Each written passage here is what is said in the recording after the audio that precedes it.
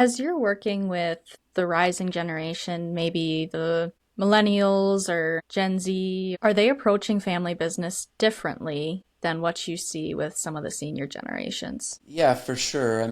Across industries, first of all, if you have a founding generation, many times they had very little growing up or starting in the business, and so they're used to going at without, and the expectation that others will likely, trod the same path is there. When you're in the second generation or the third generation and you're somewhat removed from the founder's struggle, those expectations are going to be different.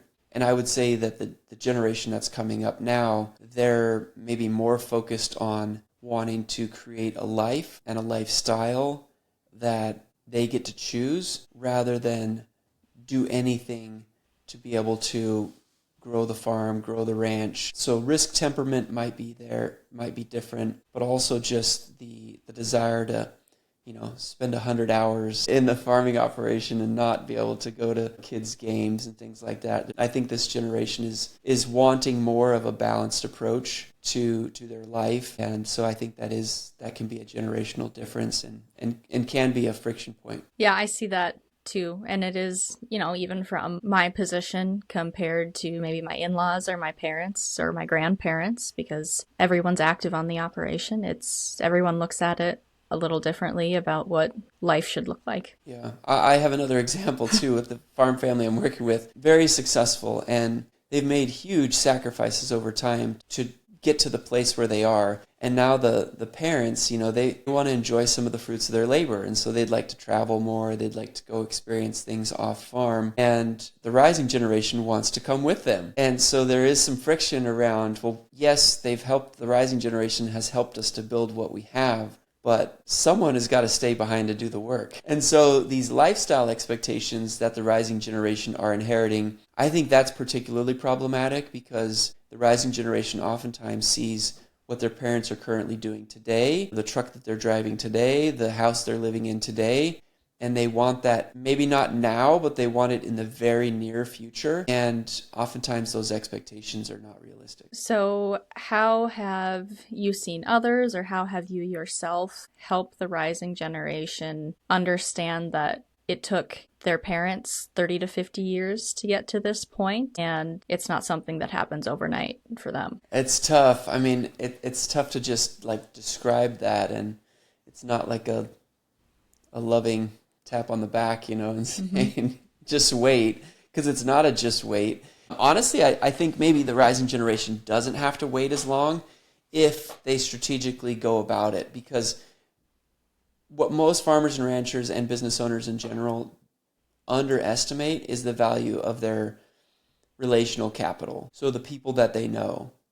And if a rising gen wants to grow faster than the parents think that they should, it may be that the relationships that their parents have allows that rising generation to get opportunities through other families that may not have a rising generation coming back to the operation. And so I really think that there's not enough time spent on the relational element of, who do your parents know? Who are the friends of your grandparents? What are the plans of the people that are in your town? And it may be that the biggest opportunities are not within your current family situation right now, but it may be that the relationships that your family members have with other families whose kids may not be rejoining the operation, those may represent the biggest opportunity for the rising generation to A, get into ownership quicker, but also B, be able to put their foot down on the accelerator and be in growth mode earlier. That can be a big mental block too, not necessarily coming back to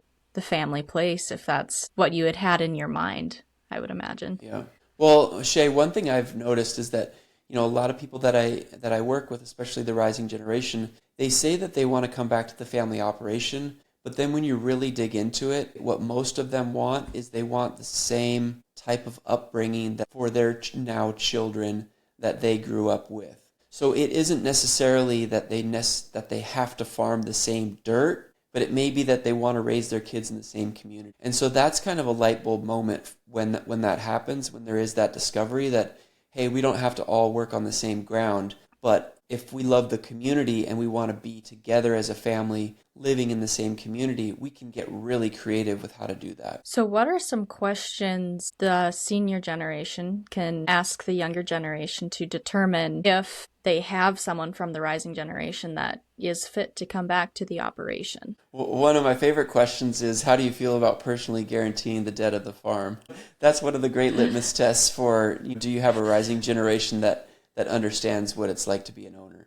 It may feel like an unfair question, but ultimately it's the reality of the situation. Most farms or ranches have financial obligations, they have leverage, and we don't teach our kids what leverage feels like. There's no way to manufacture what that feels like. So it may feel like a tough and unfair question, but I think it's one that needs to be asked, especially to those that are not going to come back and operate the farm or ranch, those that want to be in shared ownership with their siblings, that feel entitled to inherit the farm or ranch even though they're not going to be operators. I think the questions need to be asked of them. Are they still going to be financially responsible for success or failure of the farm or ranch? And most of them that are not coming back to the ranch do not want to take on that responsibility so their brother or sister can farm. Now, I kind of skipped over it a little bit. Maybe I should ask this question first, but what questions should a person ask themselves to kind of dig into if they really desire to farm the same dirt or just be involved in the same community? I think first of all, as a rising gen specifically, I think we need to look at ourselves and say, what are the skills, what are the unique talents, traits, relationships, connections that we have, so that whatever business we work in, whatever farm or ranch we join, is better off for us being there than not being there. That's a place of, if you can't answer that question, you're really not ready to join the family business, because the business needs to be better off for you being there than not. The next is, some are coming back to their family operations single, and others are already married and may have children. And so, for those that are married, I think really spending a lot of time with the spouse and figuring out, what is it that we really want? Is it the community that we're after? Is it the fact that we want to live close to grandma and grandpa? Or is it truly that we want to farm the same dirt? Again, we don't usually slow down long enough to think about those things, but I think there's the other thing is, what financial expectations do we have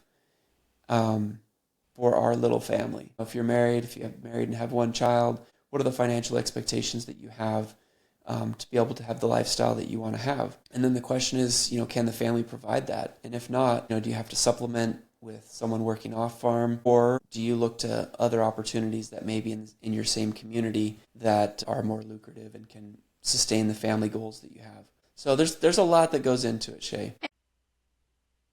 Folks, if you want the full scoop on this conversation, be sure to listen to the full podcast episode on casual cattle conversations. You can find that on YouTube, Apple Podcasts, Spotify, and frankly, wherever you find your favorite podcasts. With that, happy ranching, folks.